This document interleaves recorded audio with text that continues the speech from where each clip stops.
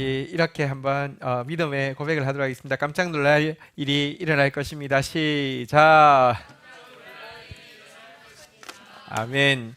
준비는 우리가 하지만 역사는 하나님이 하십니다.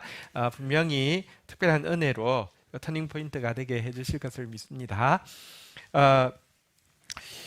이번 내일이 이제 광복절이잖아요. 빛을 다시 찾은 날 뭐 이런 뜻인데 정말 희망이 없던 민족에게 빛을 다시 찾게 하시고 또 뿐만 아니라 정말 빛나는 나라로 만들어 주셨습니다. 온 세계가 K자만 붙이면 다 되는 그런 나라로 만들어 주셨습니다. 정말 이게 뭐 기적 중에 기적입니다. 그러나 지난 주간에 보면서 또 이 나라가 금방도 무너질 수 있겠구나 그런 생각이 좀 들었습니다. 잘 아시는 대로 일가족 3명, 그러니까 엄마가 있고 근데 이제 딸이 있는데 또 이분이 자기 장애가 있는 언니도 이렇게 반지하에서 살고 있었는데요. 또 좋은 크리스찬이시더라고요. 물이 들어차니까 119에 전화를 했는데 아무리 전화를 해도 뭐 불통이 좀 너무 갑작스럽게. 근데 어떻게 생각해 보면 여러분 그렇게 그게 있으면 그렇게 시스템을 더 확장해서 할 수 있도록 했어야 되는 것 아닙니까? 그러니까 아무리 전화 걸어도 안 되니까 동료한테 전화 걸었는데 동료가 왔을 때는 이미 물이 차서 상황이 끝이 났는데 어떻게 이런 나라에서 이렇게 세계적으로 잘 나가는 나라에서 이런 일이 이렇게 일어날 수 있는가? 참 마음이 대단히 무거운 아픈 그런 시간이었습니다. 하나님이 지금 우리에게 무엇을 이야기하고 있는가 생각할 때에 한번 따라하겠습니다. 정의를 행하라. 이런 주제로 하나님 말씀 나누려고 합니다. 예레미야서 22장 상황은 유다가 지금 망해가는 상황인데 이때 하나님께서 1절 2절에 보시면 유다 왕의 집에 내려가서 이 말을 선언하라라고 이야기하시면서 2절에 보면요, 유다 왕이여 너희의 신하와 이 문으로 들어오는 내 모든 백성들이여 여호와의 말씀을 들을지어다 라고 이야기하고는 망해가고 있는 이스라엘에 이렇게 이야기하고 있습니다. 3절 한번 같이 읽어보도록 하겠습니다. 읽겠습니다. 시작. 여호와께서 이와 같이 말씀하시되 너희가 정의와 공의를 행하여 탈취당한 자를 압박하는 자의 손에서 건지고 이방인과 고아와 과부를 압제하거나 학대하지 말며 이곳에서 무죄한 피를 흘리지 말라. 지금이라도 정의와 공의를 행하라고. 공의는 하나님의 말씀을 이야기하는 것입니다. 정의는 그 말씀대로 행동하는 걸 이야기하는데요. 정의가 무엇이냐? 탈취당한 자를 그를 압박하는 자의 손에서부터 건져내서 자유케 해주는 것이다. 이방인, 고아, 가부같이 힘없는 사람들, 압제당하고 학대받기 쉬운 그들 도와주는 것이고 그들이 재판에 나갔을 때 무전 유죄 되어서 무죄한 피 흘리지 않도록 도와주는 것이다. 그게 정의다. 지금이라도 정의를 좀 행하라고 이야기합니다. 너무 늦은 것 아닐까요? 아니요. 4절에 보니까 이렇게 약속합니다. 지금이라도 정의를 행하면요, 너희가 참으로 이 말을 준행하면 다윗 왕위에 앉을 왕들, 신하들, 백성이 병거와 말을 타고 이 집 문으로 들어오게 되리라. 왕도 계속 존속할 것이고 신하들도 존속할 것이고 심지어 백성들도 병거, 말 타고 왔다 갔다 한다. 이것은 나라가 잘 될 것이다 라고 이야기하고 있는 내용입니다. 믿을 수 없죠. 나라가 지금 엉망인 상황이었거든요, 유다가. 근데 하나님께서 이렇게 이야기하시면서 증거를 대십니다. 당시 왕은 시드기야, 유다의 마지막 왕이었는데요, 그의 아버지가 요시야입니다. 예레미야서 22장 15절에 그에게 이렇게 이야기합니다. 네가 백향목을 많이 사용하여 왕이 될 수 있겠느냐? 왕 되고 나서는요, 왕권 강화한다고 나라 망해가는데 레바논에서 고급 사치제 들여가지고 왕궁을 새로 짓고 있었습니다. 그런다고 왕권 강화될 줄 아느냐? 너의 아버지 요시야는 먹거나 마시지 아니하였으며 혹은 또 신하들 매수한다고 막 흥청망청 잔치 베푼다고 왕권 강해질 줄 아느냐? 너희 아버지는 먹고 마시는 일 하나도 하지 않고도 정의와 공의를 행하였더니 그때 그의 나라가 형통하였지 않느냐라고 이야기하면서 16절 같이 한번 읽어볼까요? 시작. 그는 가난한 자와 궁핍한 자를 변호하고 형통하였나니 이것이 나를 알미 아니냐? 여호와의 말씀이냐.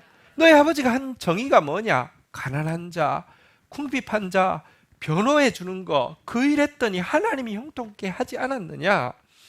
하나님을 안다고 하면 정의를 행해야 될 것 아니냐? 이렇게 정의 행하면 희망이 있다라고도 이야기하시고요. 사실은 앞장에서는 이미 만약 정의를 행하지 않는다고 하면 유다는 희망이 없다고도 경고하셨습니다. 예레미야 21장 12절에 보면 이렇게 이야기합니다. 여호와께서 이와 같이 말씀하시니라. 다윗의 집이여, 너는 아침마다 정의롭게 판결하여 탈취당한 자를 압박하는 자의 손에서 건져내라. 그리하지 아니하면 너희의 악행 때문에 내 분노가 불같이 일어나서 사르리니 능히 끌 자가 없으리라. 아침마다 정의를 행하라. 정의를 행하는 게 뭐라고요? 탈취당한 자, 그 위에 압박하는 자의 이 그 압제하는 손에서 구출해내서 자유하게 해줘라. 아까 본 대로 이방인 고아 과부들 돌아보라. 공평하게 재판되게 하라. 가난한 자, 궁핍한 자 변호하라. 이것 하지 않으면 너희 악행 때문에 내 분노의 불이 불같이 일어나서 끌 자가 없을 것이다. 이렇게 경고했습니다.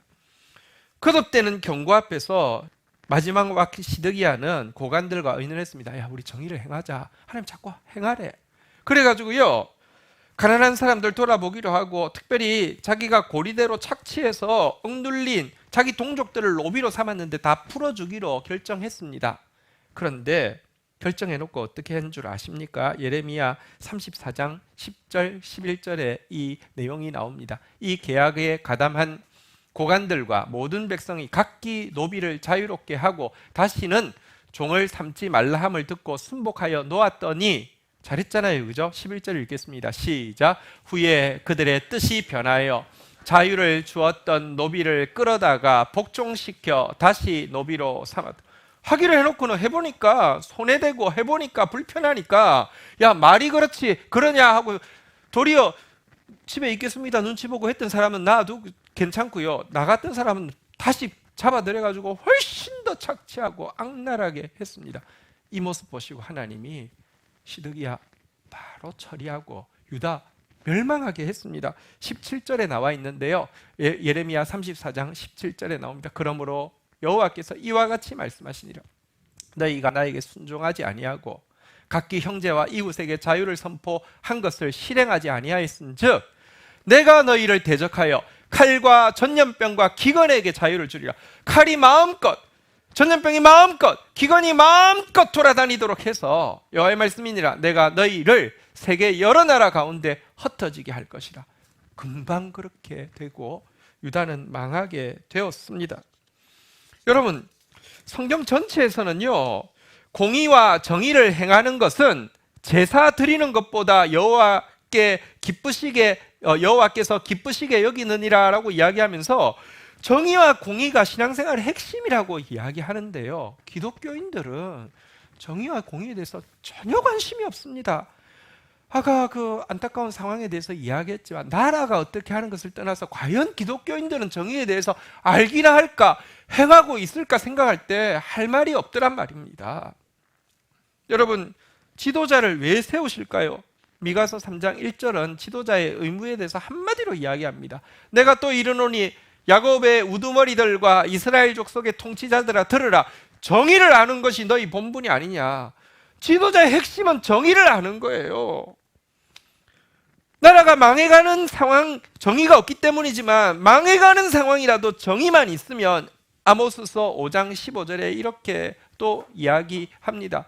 너희는 악을 미워하고 선을 사랑하며 성문에서 정의를 세울지어다. 만군의 하나님 여호와께서 혹시 요셉의 남은 자를 불쌍히 여기시리라. 지금이라도 정의를 행하며 하나님이 이 나라를 불쌍히 여길 수 있는데 정의를 행하지 않는다고 하면 망할 것이다. 이렇게 경고하고 있습니다. 그렇다고 하면 정의를 행한다는 게 구체적으로는 무엇을 이야기할까요? 아마 우리 교회가 그래도 이 부분에 대해서 제일 많이 이야기하니까 기억이 조금 날지도 모릅니다. 정의가 원어로는요, 한번 따라하겠습니다. 미시파트. 그런데 이 미시파트를 번역하는 단어가 크게 세 가지입니다. 첫 번째는요, 한번 따라하겠습니다. 주의 법도를 내게 가르치소서. 법도, 규례, 율례라고 번역된 단어 중에 많은 것이 미시파트입니다. 정의를 행하려고 하면 처음 뭐 해야 되는 줄 압니까? 우리부터 주님의 말씀을 알아야 합니다. 말씀 없이 정의를 행한다. 여러분, 전두환 시대에 여러분 살아보진 않았지만 모토가 정의사회 구현입니다. 경찰서마다 붙여놨습니다. 말이 됩니까? 근데 그렇지 않다 하더라도 기독교인들도요, 말씀 없는 사람이 정의라고 휘두르는 게 얼마나 잘못된 일을 할 수 있는지 모릅니다. 주의 법도를 내게 가르치소서. 법도, 율례, 규례 아는 것, 이게 정의 미시파트 첫 출발이고요. 그 다음에 따라하겠습니다. 공평하게 판단하게 하소서.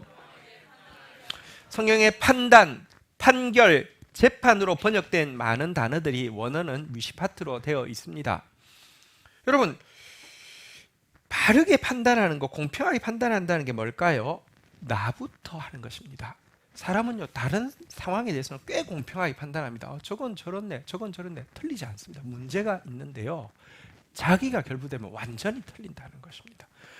점진적으로 해서 내가 딱 들어가는 순간 이쪽에는요, 뭐 1000명, 10,000명, 온 나라의 나라가 다 불편해도요, 나만 편하면 이게 더 중요한 것이 되는 것, 이게 원죄인데요. 정의가 들어오면요, 자기를 부인하게 되고 자기 이익이 달려 있어도, 자기 감정이 달려 있어도 공평하게 될 수 있는 것, 이거 나에게서부터 공평하게 판단하는 것을 성경은 정의라고 합니다.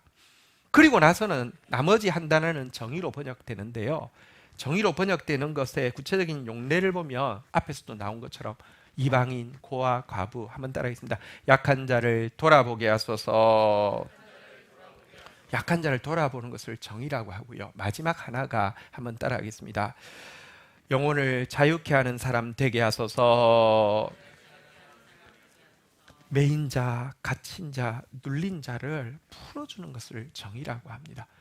나는 누구를 매인 적도 가둔 적도 없는데 내가 재판관도 아니고 뭘 그래? 아니요. 우리가 보면요, 사람들을 조종하고 통제해서 어떻게든지 내가 어떻게 탁 쥐고 꼼짝 못하게 하려고 하는 올무와도 같고 그물과도 같고 포승과도 같이 엮어매는 게 얼마나 많은지 모릅니다. 이거 풀어주는 것을 정의라고 합니다. 하지만 우리는 사실 정의를 행할 수 있는 사람이 아닙니다. 우리는요, 태생적으로 하나님 말씀을 싫어합니다. 주의 법도를 내게 가르치소서. 난 됐어요. 공평하게 판단하게 하소서. 난 그냥 고장난 저울이에요. 게다가요, 약한 자를 돌아보게 하소서. 인간이 참 이상합니다. 옆에 산책하다가요, 갈대가 하나 꺾어져 있습니다. 그거 보면요, 가서 또 끊어주고 싶습니다. 불이 하나가 꺼져가면요, 가서 훅 불고 싶습니다. 인간이 이상합니다.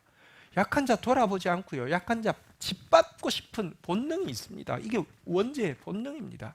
게다가 마지막으로 영혼을 자유케 하는 사람 되게 하소서. 어떻게든지 조종하려고 하고 어떻게든지 얼마 딱 쥐려고 하고요, 말로 기분 나쁘게 다 해서 내 뜻대로 안 움직여주면 안 되게 만들려고 하는 게 우리 안에 있단 말입니다. 안 됩니다. 우리는 정의를 행할 수 없습니다. 그래서 하나님께서 우리에게 주신 선물이 성령이십니다. 왜 기독교인들이 성령 받아야 됩니까? 왜 우리가 성령 충만해야 합니까? 이사야서 61장 1절은 우리에게 이렇게 가르쳐 주고 있습니다. 주 여호와의 영 성령이 내게 내리셨으니. 성령이 왜 내렸습니까? 이유가 무엇입니까? 왜 성령 받아야 합니까? 이는 여호와께서 내게 기름 부으사, 한번 따라하겠습니다. 가난한 자에게 아름다운 소식을 전하게 하려 하심이라. 여러분, 가난한 자에게 아름다운 소식이 무엇일까요? 이방인, 고아, 과부에게 아름다운 소식이 무엇일까요? 더 이상 너희들은 혼자가 아니야. 내가 너희와 함께 할게. 그게 아름다운 소식이잖아요. 아름다운 소식이 무엇입니까? 여러분, 가난한 자, 궁핍한 자, 내가 변호해 줄게. 이게 아름다운 소식이잖아요. 약한 자 돌아보게 하려고. 또요, 마음이 상한 자를 고치며, 한번 따라하겠습니다. 포로된 자에게 자유를, 갇힌 자에게 노임을 선포하며. 영혼을 자유케 해주는 것은 성령이 임할 때만 가능한 일입니다. 그래서 우리가 성령을 받아야 되는데요. 제가 여기까지 정의를 행하라는 하나님의 가르침과 정의를 행한다는 게 구체적으로 무엇인지에 대해서 살펴보았습니다. 한 번만 더 따라하겠습니다. 주의 법도를 내게 가르치소서. 공평하게 판단하게 하소서. 약한 자를 돌아보게 하소서. 영혼을 자유케 하는 사람 되게 하소서. 자, 정의가 무엇인지도 알게 되었는데요. 문제는 솔직히 우리에게 이 정의를 행하라, 이 정의가 거대 담론처럼 들린다는 것입니다. 무슨 말이냐고 하면 매일 평범한 일상을 살아가는 평범한 신자인, 그리고 또 아직 사회에 이제 진입하기 위해서 준비하고 있는 우리에게 정의를 세운다는 것은요, 사실 이거 뭐 그냥 뭔가 추상적인 개념이지 우리가 뭐 할 수 있는 게 아무것도 없다는 생각이 드는 것입니다. 그냥 정의라는 단어 하나 안 거 외에는 달라질 게 없다라고 생각을 합니다. 근데요, 제가 지난 주 중에 한 사람의 전기를 읽게 되었습니다. 그걸 읽으면서 평범한 사람이 평범한 삶으로 정의를 세우는 것이 무엇인지 깊이 좀 생각하는 시간이 있어서 그분의 삶을 좀 나누려고 하는데요. 책은 이것인데요. 힘에서 잘 안 보이시죠? 제목이 뭐냐고 하면 아무것도 남기지 않고 모든 것을 남긴 의사 주보선이라는 책입니다. 아무것도 남기지 않고 모든 것을 남긴 의사 이야기인데요. 이분은 1967년도, 여러분하고는 아무 상관없는 횟수죠. 저는 제가 태어나기 전해여서 좀 상관이 있네요. 전주에 있는 예수병원 내과 과장으로 부임해서 정년 퇴임하는 1988년 올림픽 있던 해까지 21년 동안 봉직하다가 은퇴해서 미국으로 돌아가서 2015년에 천국으로 부름받은 전혀 유명하지 않은 주보선이라고 하니까 뭐 우리나라 사람이 아니고요. 미국인인데요. 사진 한번 띄워주시죠. 미국인인데 얼굴이 좀 이상하지 않습니까? 미국인 맞습니다. 근데 중국계 미국인입니다. 원래 이름은 데이비스 바오 추라는 중국인인데 미국으로 넘어간 중국인입니다. 이분 책을 읽게 되었는데요. 읽으면서 드는 생각 몇 가지가 있었습니다. 첫 번째, 이러니까 여러분 주보선이라는 의사 이야기 들어본 적이 있습니까? 유명할 수가 없었겠구나 하는 생각이 들었고요. 또 읽으면서 이러니까 어쩌면 이런 책이 나왔다는 것 자체가 기적이구나 하는 생각도 들었습니다. 그의 제자들이 너무 존경해서 책을 내려고 여러 번 시도했는데 너무 평범한 분이고 아무 자료가 없어서 하다가 몇 번이나 포기했던, 그래도 책이 나왔어요. 책 나온 게 기적이구나라는 생각이 들었고요. 저는 또 어쩔 수 없이 설교를 해야 되니까 300페이지나 되는 책을 읽으면서 조바심이 생기기 시작했습니다. 솔직히 이거 다 읽고 나서 주일에 설교에 쓸 거 한 줄도 없는 것 아닌가 하는 생각이 들 정도로 너무나 평범한 이야기였습니다. 평범할 수밖에 없었던 게요, 여러분, 그의 이름으로 된 조그마한 병원 건물 하나 지은 적도 없고, 그의 이름을 딴 어떤 조직 하나 남긴 것도 없고, 의료계 역사에 무슨 이름이 남을 만한 그럴듯한 프로젝트 하나 추진한 적도 없고, 아니 그런 시도 자체를 하려고도 하지 않은 사람입니다. 심지어 이 사진은 너무 소중한 사진입니다. 왜냐하고 하면 이분이 여러분 조선시대도 아니고 1988년까지 우리나라에서 봉직하고 간 의사인데요, 풀샷으로 찍힌 사진 이거 하나밖에 없습니다. 이게 너무 희미해서 제가 이걸 보면서도 희망이 있었어요. 우리에게는 무엇이 있습니까? 구글링이 있잖아요. 하면 좋은 사진 내가 보여줘야지 하고 구글 다 돌려도요, 이 사진 하나밖에 없더라고요. 사진을 안 찍었어요. 이분이 사진 남겨야 될 거 아니에요. 사진도 없어요. 상패를 받거나 훈장을 받거나 이런 것도 없이 진짜 평범하게 살다 간 의료 선교사셨는데요. 또 당시 60년대 한국에 왔으니까 의료 선교사라도 자연스럽게 설교할 기회들이 있는 시대였는데요. 그가 설교를 한 것에 대해서 어떤 영향력 있는 설교자였다 이런 코멘트 하나도 없고요. 또 예를 들면 뭐 의료계 쪽에서는 그냥 조용해도 무슨 우리가 이야기가 되려면 그렇잖아요. 가정에서 예를 들어 이제 신앙에 헌신해서 왔고 자녀들이 5이나 있었으니까 가정 예배를 참 잘 드렸다 할지 아니면 자녀들의 마음속에 남는 신앙적인 교훈을 잘 심어둘지 이러면 참 좋겠는데 자녀들 5명 다 인터뷰를 했는데 가정에서 정기적인 가정 예배를 드렸습니까? 안 그런 것 같은데요. 아버지가 혹시 주신 종교적인 훈계 중에 기억나는 게 있습니까? 그런 말 하신 적 없는 것 같은데요. 그러니까 이게 뭐가 스토리가 되려고 하면 뭐가 있어야 되는데 점점 읽으면 읽을수록 미궁에 빠지고 이거 설교를 어떻게 하지? 그런 생각이 들었습니다. 그는요 환자에게는 참 좋은 의사였고요. 동료와 후배들에게는 참 좋은 동료 스승이었고요.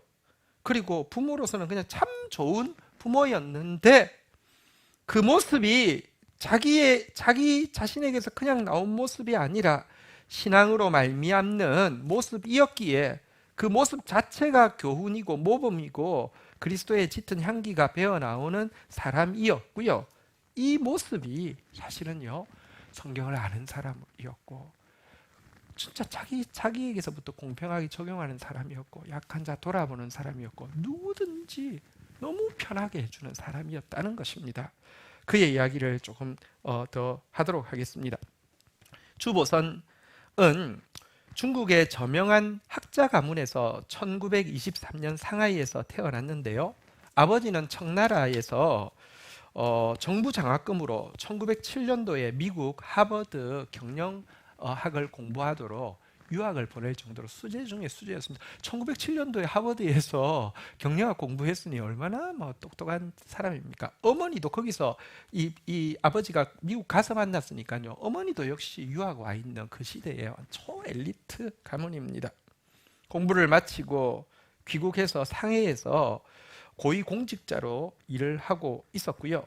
그러다 보니까 주보선은 상해에서 쭉 자라게 되었습니다. 선교사들이 세운 학교 상해대학교에서 아버지 뒤를 이어서 경영학을 공부하고 있었고요. 학생일 때 여러분 일본이 계속 침공하고 있었는데도 국내에서는요 국민당하고 공산당이 계속 싸웠잖아요, 그죠? 학생일 때 동맹 휴업을 주도하면서 내전 종식하라고 국민당이고 공산당이고 상관없이 지금 외부에 적이 있는데 싸우지 말고 종식하라고 이제 시위하는 이 시위의 학생 대표로 주도한 일이 있습니다. 그러다가 일본이 패망하고 나니까 이제 내전이 더 치열해지고요. 공산주의가 작게 되잖아요. 그죠? 상해를 점령하기 일주일 전에 자기에게 편지가 도착했습니다. 네가 이전에 내전 종식이란 명목으로 노선을 정확하게 하지 않고 국민당이고 공산당이고 똑같으니까 싸우지 말라고 했던 거 용서해 줄 테니까 노선을 정확하게 정리해서 하라 이렇게 편지가 왔습니다. 이 말은 그러니까 자기가 공산당에 동의하지 않으면 이제 숙청되는 거잖아요, 그죠? 그래서 상해가 공산당에게 넘어가기 일주일 전에 화물 비행기로 이제 미국으로 넘어오게 된 것이 이제 그의 미국 국적을 가지게 된 이유입니다. 어쨌거나 가문이 워낙에 뛰어난 가문이다 보니까 형제가 4명이 있었는데요. 첫째가 ILO 국제노동기구 있잖아요, 그죠? 거기서 1930년대부터 스위스 제네바에서 근무하는 그러니까 형이었고요. 둘째는 유명 건축사가 되어서 미국의 유수대학 프린스턴을 비롯한 유수대학의 도서관을 형이 건축한 게 지금도 그대로 있고요. 셋째가 주보선이고 넷째는 예일대학 교수가 되었습니다. 어쨌든 이제 가문이 아주 특별한 가문이었죠. 이 중에 셋째인 주보선이 회심을 한 곳은 상해대학을 다니고 있을 때 기숙사에서 일어난 일이었습니다.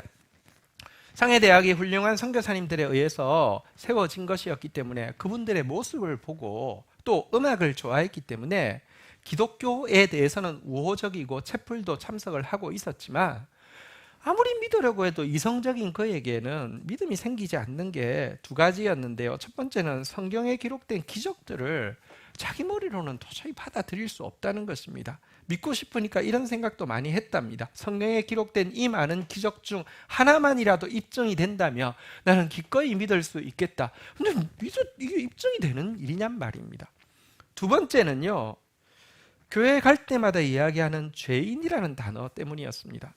자기는 나름 도덕적인 삶을 살려고 노력했고 또 그렇게 사는데 성공했다고 여겼기에 자부심도 느끼고 있었는데, 교회 가면 자꾸 죄인 이야기하니까 그때마다 마음속으로 나는 범죄자가 아니라고요 하는 항변하는 마음이 계속 들으니까 믿음이 잘 생기지 않았던 것입니다.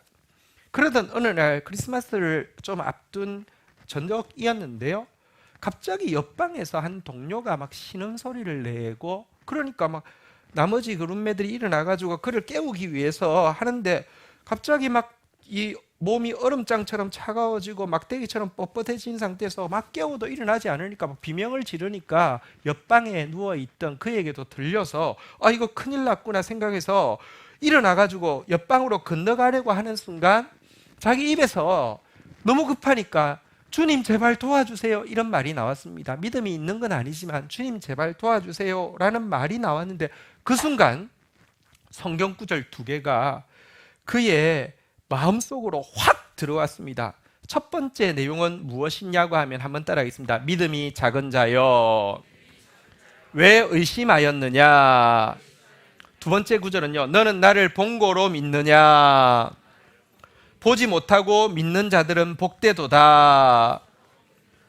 옆방의 친구의 어려운 일 앞에서도 사실은 우리가 할 수 있는 일이 아무것도 없기 때문에 주여 제발 도와주세요 이럴 수밖에 없는 피조물 주제에 창조주시라고 하고 구원자시라고 하는 하나님을 불신하고 회의했던 죄가 얼마나 엄청난 중범죄인지 하는 것이 그에게 막 확 밀려들면서 자기의 집요한 생각이 하나님을 받아들이지 못하게 하고 있는 장애물이었다는 사실을 그 순간 자각하게 된 것입니다.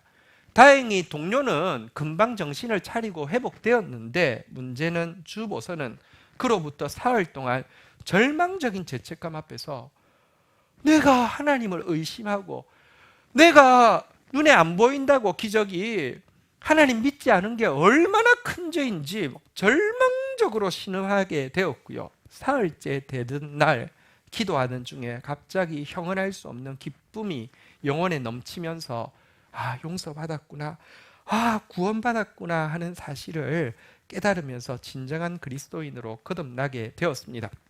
어쨌든 미국으로 넘어온 그는 그의 전공을 이어서 미국에서도 경영학 석사 MBA 과정을 마치게 되었는데요. MBA까지는 어쨌든 아버지 역량으로 이제 한 거니까 그 다음 진로를 하나님, 내가 그리스도인이 되었는데 어떻게 사는 것이 당신의 뜻입니까를 물으니까 하나님께서 주신 응답은 의료 선고사가 되라는 것이었습니다.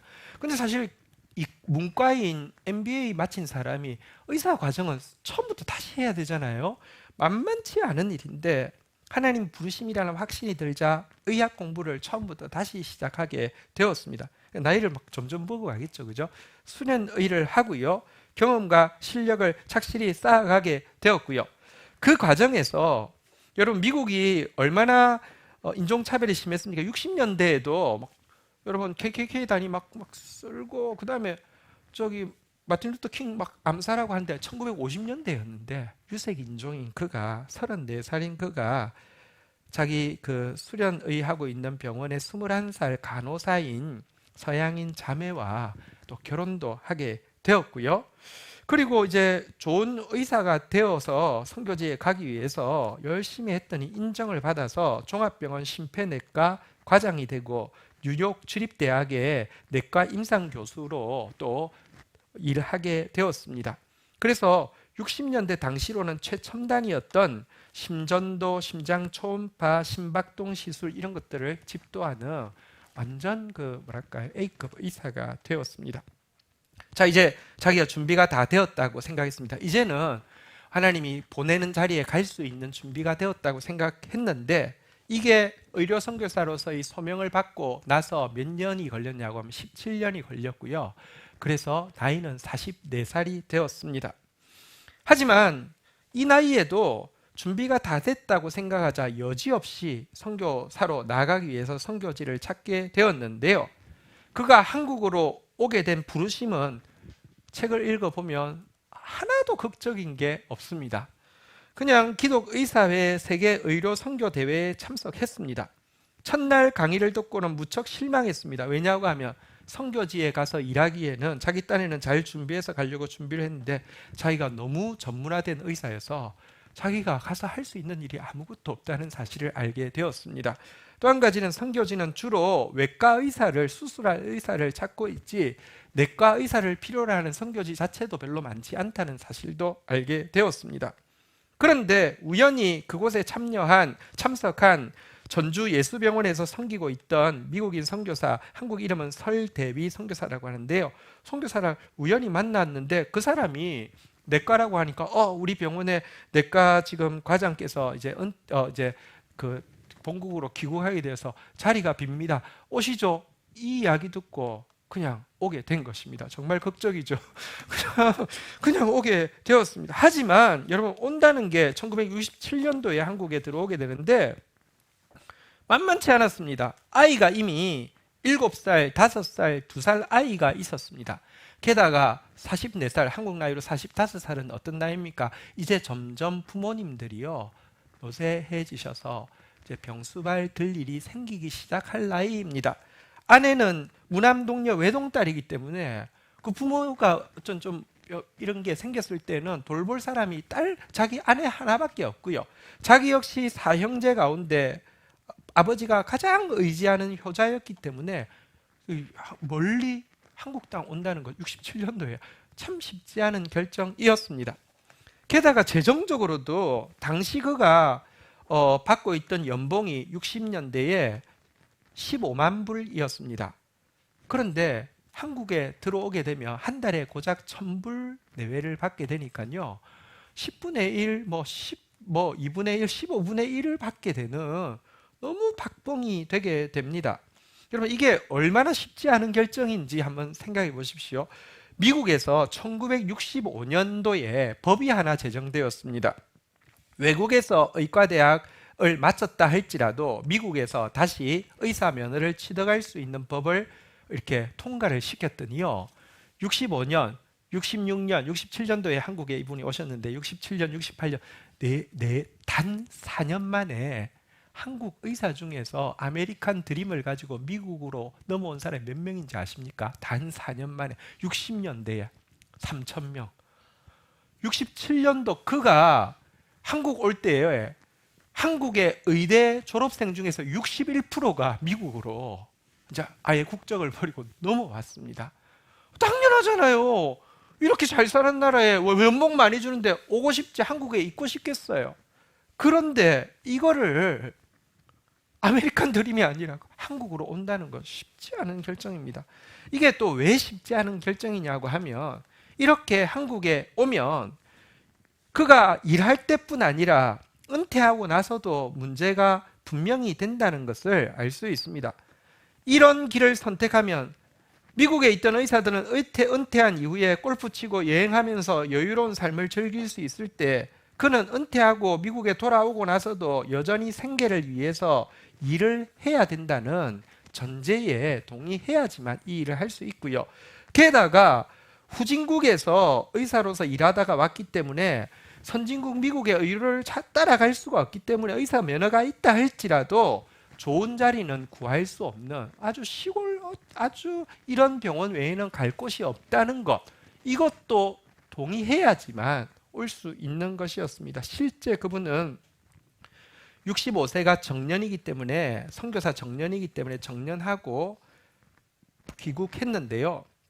과거 선교지로 출발할 때는 뉴욕 중심부에 집이 있었는데 귀국해서는 완전 외곽에 이제 집을 얻게 되었고요. 그곳에서부터 또 병원은 일을 계속 했는데요.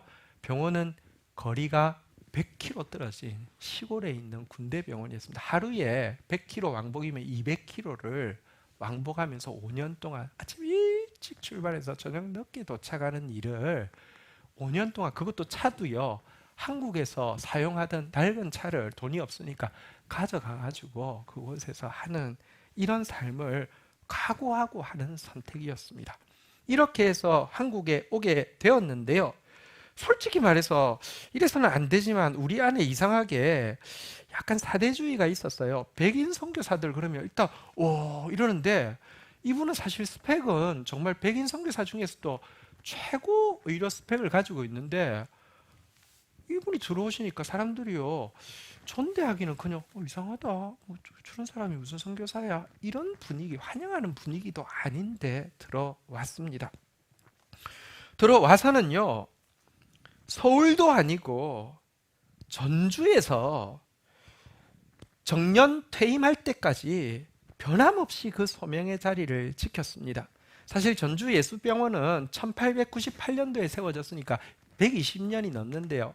무수한 선교사들이 다녀갔지만 정년까지 자리를 지킨 사람은 단 2명밖에 없는데, 그 중에 한 명인데 이분의 기록은 아무것도 남아있지 않고 이분에 대한 예우는 아무것도 없는 그런 그냥 묻혀진 삶을 살다가 은퇴하고 그러니까 본국으로 돌아가셔서 또 이제 그 천국 가셨는데요. 사실 예수병원의 의사로 왔을 때에도 자신을 화려하게 드러낼 수 있습니다.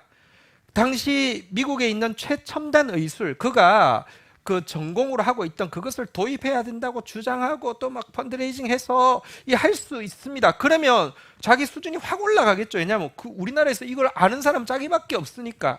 그런데 여러분, 우리나라 후진국 의료 수준에 맞추어서, 우리나라 의료 여건에 맞추어서 자기를 그냥 다운그레이드해서 우리가 준비될 여건까지 그냥 천천히 기다려주고 전혀 앞장서지 않았습니다.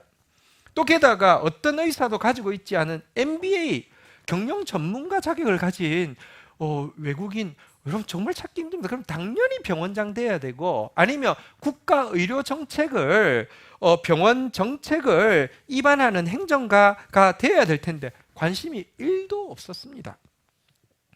또 여러분, 한국에는 아직 존재하지도 않던 순환기 내과 전문의가 지방병원에 있다는 사실이 알려지자 세브란스에서 당연히 교수 초청과 병원 이렇게 와달라고 부탁을 하게 되었습니다.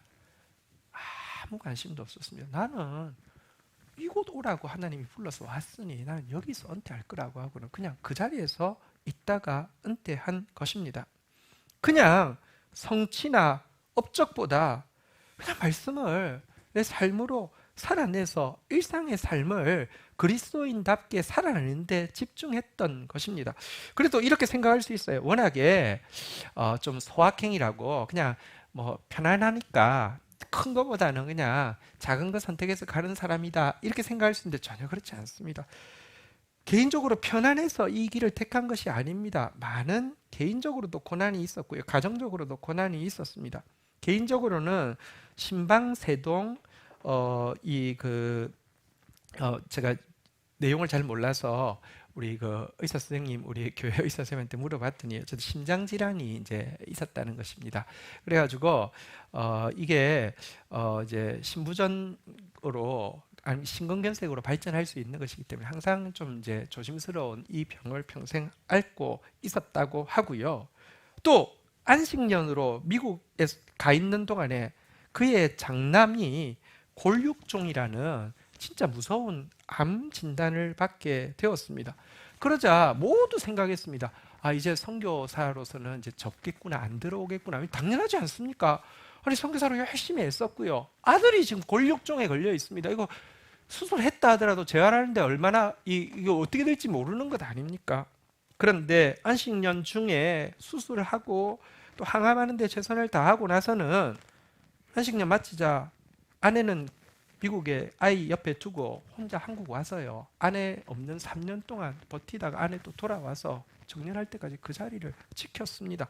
이렇게 들으면 그는 가족은 내팽개치고 사역만 헌신하는 그런 사람은 아닌가, 이렇게 생각할 수 있는데 그렇지도 또 않았습니다. 책의 내용을 보니까요, 특별한 환자가 있는 경우가 아니라고 하면 전혀 5시나 6시에는 반드시 퇴근해서 아이들과 함께 저녁 시간 보내었고요. 또 노래하고 또 운동하고 이런 거 좋아해서 그에게는 안식이 그냥 일하기 위한 수단이 아니라 하나님이 주신 거룩한 목적으로서 안식을 받아들일 수 있는 사람이었다. 이런 내용이 있었는데요. 제가 어제 그 내용을 읽을 때 굉장히 많이 도전되어서 한 가지 결정을 했습니다. 사실 이게 300페이지짜리 책을 다 세밀하게 읽고 내용이 하나도 없는 책에서 이렇게 스토리를 하려고 하면 엄청 많은 시간이 걸립니다. 보통 때도 이제 제가 주일 설교 준비를 성실하게 충실하게 하지만 시간이 훨씬 더 많이 걸립니다.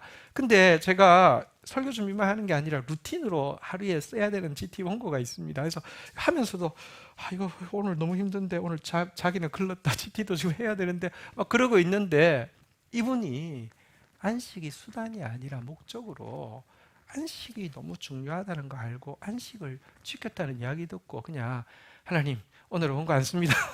그렇게 하고 이렇게 읽었던 그런 기억도 있습니다. 여러분 이분에 대해서 그 자녀들이 어떻게 기억하고 있는지 혹은 또 제자들이 어떻게 기억하고 있는지 그 내용 간단하게 좀 이야기하고 좀 정리하려고 하는데요. 아파트는 첫째의 기억입니다. 아버지는 언제나 참 온유하고 소탈하고 조용하고 감정적으로 흔들리는 모습을 본 적이 없다고 합니다. 그러니까 화를 내거나 막 눈물을 흘리거나 이런 경우를 한 번도 본 적이 없는데 유일하게 눈물을 흘린 적 한 번에 대한 기억이 있어서 첫째 아들, 아까 그 골육종을 앓았다는 아들 필립이 기록에 남겨두었더라고요.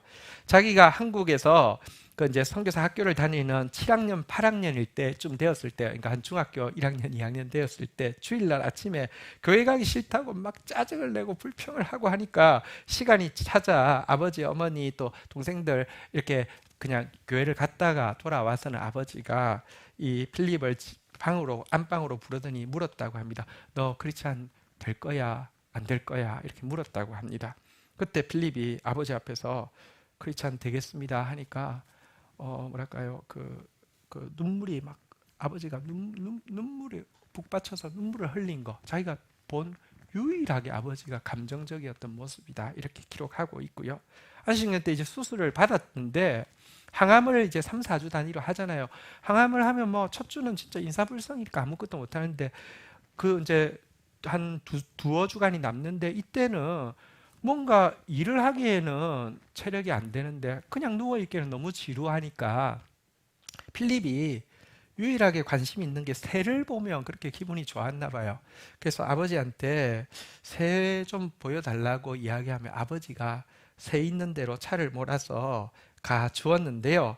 여러분 새 있는 데까지 가려고 하면 몇 시간 걸릴까요? 제가 미국에서 아주 기억이 남는 게 있습니다. 저는 안식년 때 그때 우울증이 너무 심해가지고 미국에 2달 가인 적이 있었습니다. 안식년 때 제가 제일 좋아하는 게 어화동동 내 사랑인데요. 물고기, 화, 꽃, 동동, 금동이 근데요 물고기를 보면 기분이 좋아서 그 집주인한테 이야기했습니다. 혹시 그때는 정말 인사불성이었거든요. 혹시 근처에 물고기 볼 데 없어요? 이렇게 물었더니 그분이 근처에 있다는 거예요. 너무 반가워서 저 좀 데려다 주시면 안 돼요? 그래서 아우 문제 없다고 no problem. 그분이 그 말을 참 잘했거든요. 그러면서 데려다 주는데 차로 5시간 가더라고요. 이 나라에서는 그냥 함부로 물어볼 게 아니구나 이런 생각이 들었었습니다. 잘은 모르지만 새 보러 간다고 하면요 상당히 많이 갔었어야 될 거예요. 시간 상관없이 가고요. 가면요 아이한테 그럴 수 있잖아요. 온 시간 또 돌아갈 시간 계산하면 얘야 1시간 동안 마음 편하게 보다가 와 뭐 이럴 수도 있을 텐데요. 단 한 번도 시간에 대해서 이야기하지 않고 마음껏 그냥 이따가 오면 출발할 테니까 이랬다고 이야기를 합니다. 어느 날은 가다가 정차할 곳이 없는데 새가 보이면 아버지! 그러면 이거 여기는 안 돼. 이거 정차 못해. 이것도 없고요. 내려주고 나면 자기는 계속 돌아야 되는데 상관없이 그냥 내려주고 했답니다. 그러니까 이 필립이 아버지가 다시 이제 선교지로 가잖아요. 그죠? 그래도 뭔가 아버지를 빼앗겠다는 박탈감이 안 드는 것은 정말 이렇게 뭐랄까요? 막 얽어매고 이런 것도 없으면서도 너무 자유하게 너무 사랑으로 대하는 게 느껴졌기 때문입니다. 재밌는 것은 필립이 훗날에 어떻게 되었을까요? 조류 박사가 되어가지고 생태학 교수가 되어서 되었다고 합니다. 제자들이 기억하는 스승 주보선의 모습에 대한 내용도 좀 봤는데요. 환자를 이제 처음 보는 환자가 들어오면 최소 30분을 진료를 이제 첫 환자는 보았다고 합니다. 정말 그냥 대상화 시키는 게 아니라 하나님의 형상으로 정말 대하고 묻고 이렇게 보는 그런 모습을 보였고요. 위급한 환자가 있을 때는 새벽 1시, 2시 불러도 마다하지 않고 무조건 왔고요. 임종하는 환자가 있으면 끝까지 곁에서 지켜보는 의사였다고 기억을 하고 있습니다. 탁과에서 의료 진례가 들어오는 경우는 여러분 이제 이제 코멘트를 써서 이제 주잖아요, 그죠? 보통 몇 줄 쓰지 않겠습니까? 의사들 영어로 쓰잖아요, 그죠? 몇 줄 써서 주지 않겠습니까? 이분은 반드시 한 장 이상을요, 빽빽하게 영어 또 필체도 좋은데 써서 주면요, 이게 수련 전공의들한테는 매우 소중한 자습서가 되어서 복사해가지고, 왜냐하면 이거 영어 공부도 되고 이거 저기 의료 공부도 되는 이런 이게 될 정도로 꼼꼼하게 써주는 사람이었다고 합니다. 이렇게 의료 쪽에도 최선을 다하지만 크리스마스가 되면 동료들과 제자들을 집으로 초대해가지고 직접 중국 음식을 앞치마를 두르고 요리를 해가지고 서빙을 하는데요. 여러분 60년대 한국 사회에서 남자가 주방에 들어가는 거, 부엌에 들어가는 거 상상도 못하던 시대에 교수님이 다 준비해서 학생들에게 서빙을 할 때 그때 받는 뭐랄까요, 그 의사들 그 제자들이 받는 느낌은 어떤 것이었을까요? 마치고 나서는 게임을 하는데 크리스마스 때 뭐 하고 놉니까? 선물 교환하잖아요, 그죠? 여기서도 선물 교환하는데 어떤 방식이었는지 모르지만 내가 받아갔다 하더라도 게임에 의해서 선물을 빼앗길 수 있기 때문에 막 엄청 재밌게 놀았던 기억들을 이야기하고 있습니다. 이분은 정치적으로도 선명한 자기 생각이 있었는데요, 확고한 생각을 가지고 있었지만 한 번도 제자들이나 다른 사람에게 자기 생각을 강요한 적이 없었다고 합니다. 회갑이 되었습니다. 60. 제자들이 이제 스승을 찾아가서 예배를 드릴 때 한 가지 찬송을 불러줬는데요. 예수 나를 오라 하네, 예수 나를 오라 하네, 어디든지 주와 함께 가려네. 스승의 삶을 가장 잘 보여주는 찬송가 같아서 찬송가를 부르고 나서 그 다음에 일동해서 이제 그 제자들이 있을 거 아닙니까? 절을 하려고 하는데 갑자기 주보선 선생님이 도망을 가더랍니다. 근데 이제 선생님이 그러니까 이유를 못 물으면서 우리가 뭐 신뢰한 것 아닌가 하면서 자기들끼리 잠정적인 결론은 아마도 저분이 원리 원칙주의적인 신앙생활을 했기 때문에 절하면 우상숭배라고 생각해서 가나보다라고만 생각했다고 합니다. 훗날 선생님이 돌아가시게 되고 그 사모님한테 찾아가서 그때 이야기를 하면서 왜 그때 우리가 저 회갑 때 절했을 때 도망가셨습니까? 라고 했더니 우상숭배라고 생각해서 그런 거 아닙니까? 라고 물었더니 하는 말이, 주보선 선생님 자체도 중국인이기 때문에 큰절하는 문화가 너무 익숙한데 자기는 이 땅에 섬기려고 왔는데 섬기려고 온 사람이 큰절 받는 거는 있을 수 없는 일이어서 도망을 갔다라고 이야기를 했다는 것입니다. 그 이야기를 듣고 더 숙연해지고요, 살아계신 사모님께라도 20여 년 동안 저희들을 섬겨주셔서 너무 고맙습니다 라고 했더니 사모님이 이렇게 대답했다고 합니다. It was a small thing. 작은 일이었어요 라고 이야기했다는 것입니다.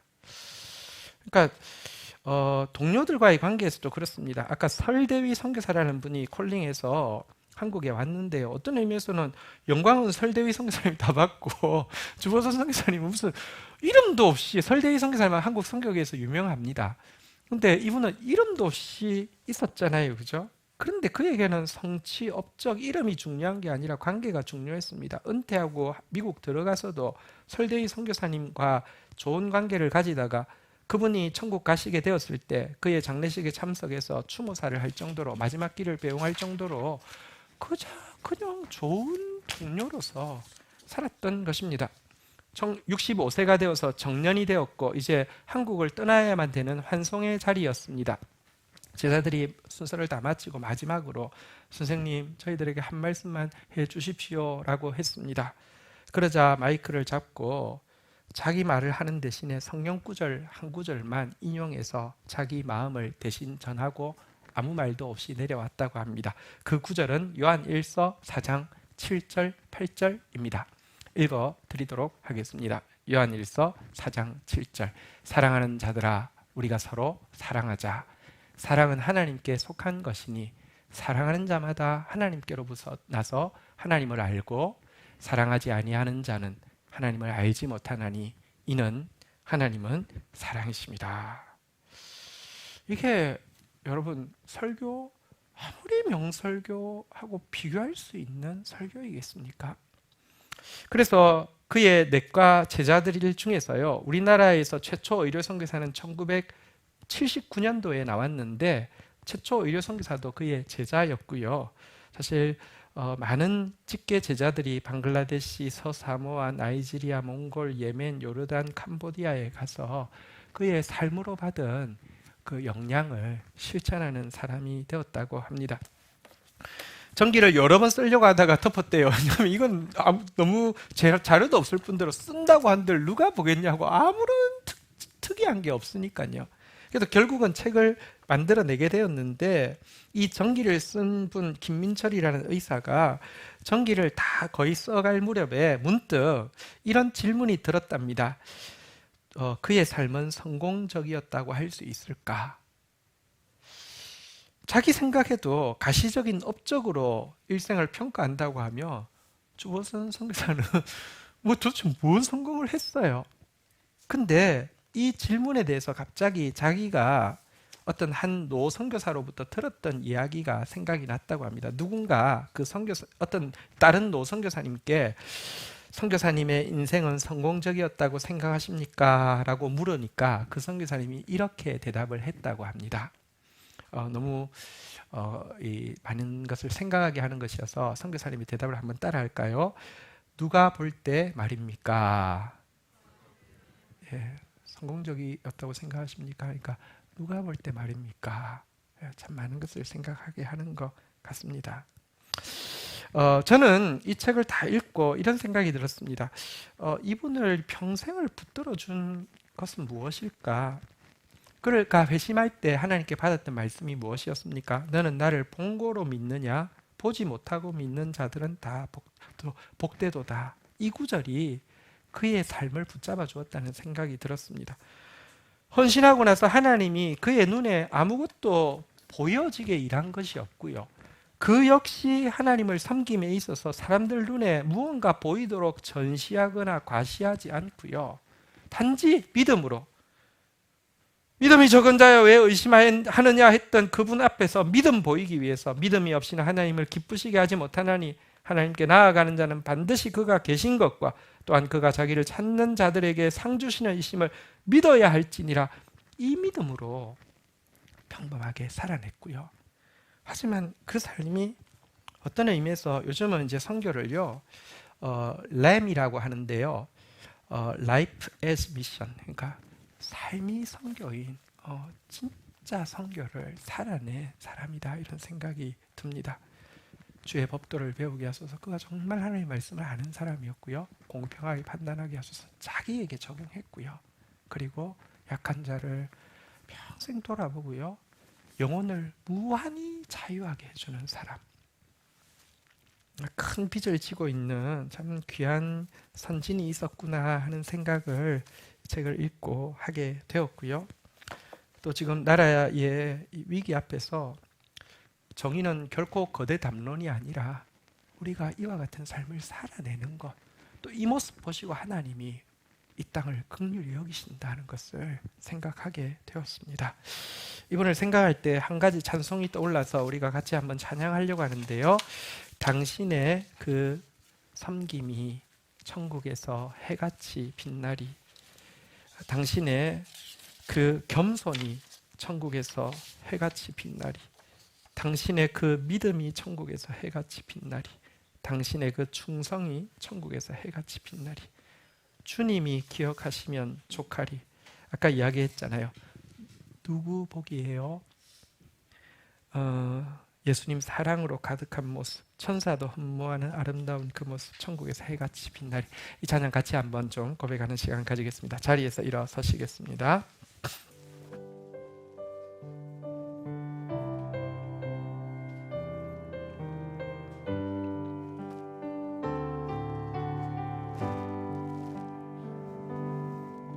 당신의 그 섬김이 천국에서 해같이 빛나리. 당신의 그 겸손이 천국에서 해같이 빛나. 당신의 그 믿음이, 당신의 그 믿음이 천국에서 해같이 빛나리. 당신의 그 충성이 천국에서 해같이 빛나리. 주님이 기억하시면 족하리. 예수님 사랑으로 가득한 모습, 천사도 흠모하는 아름다운 그 모습, 천국에서 해같이. 주님이 기억하시면 족하리. 주님이 기억하시면 족하리. 예수님 사랑으로 가득한 모습, 천사도 흠모하는 아름다운 그 모습, 천국에서 해같이 빛나리. 아멘. 자리에 앉으시겠습니다. 이 시간 우리 하나님 앞에 나가는 시간을 가지겠습니다. 하나님, 이 땅이 일제에 압제당하고 있을 때, 백성들이 착취당하고 있을 때 하나님 기적적으로 정의를 행하셔서 우리가 자유를 누리게 되었고, 복음과 함께 이 땅이 이렇게 번영하게 되었습니다. 하지만 어느새 유다 사회처럼 정말 더 약한 자들을 억압하고 착취하는 그런 사회로, 정의가 철저히 무너지는 사회가 되어지고 있고, 이 일에 기독교인들이 방관하는 것을 넘어서 더 앞장서고 있는 것도 저희들이 보고 있습니다. 너무 두렵고 부끄러워 할 말이 없습니다. 그러나 하나님, 이 땅을 살리고 싶어서, 은혜를 아직도 허락하고 싶어서, 아니 역전의 역사를 이루고 싶어서 우리에게 정의를 행하라고 부탁하실진데, 하나님, 우리 한 사람, 우리 한 공동체가 정말 주의 법도를 바르게 배우는 공동체 되어지게 하여 주시고, 주님 공평하게 판단하는 공동체 되어지게 하여 주시고, 약한 자를 돌아보며 매인 자를 자유케 하는 저희들 되어지게 하여 주셔서 주의 은혜를 덧입을 수 있도록 은혜를 베풀어 주시옵소서. 우리의 삶 가운데서 믿음의 선진들처럼 우리의 일상의 삶 가운데서 그리스도의 향기를, 정의의 향기를 드러내는 사람 되어져서 우리가 부르짖을 때 주께서 내가 여기 있다 대답하시는 그런 축복을 누릴 수 있도록 은혜를 베풀어 주옵소서. 예수 그리스도의 이름으로 기도 올립니다. 아멘.